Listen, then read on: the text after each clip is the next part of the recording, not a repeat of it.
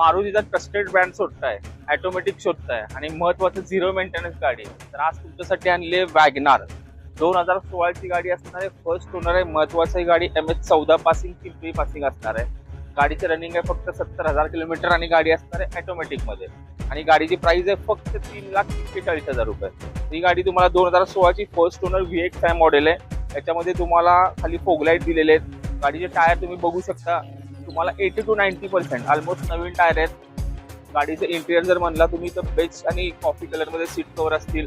चारही power window, company fitted music system, AC, power steering आणि महत्वाचं ऑटोमॅटिक गिअरबॉक्स असणार आहे.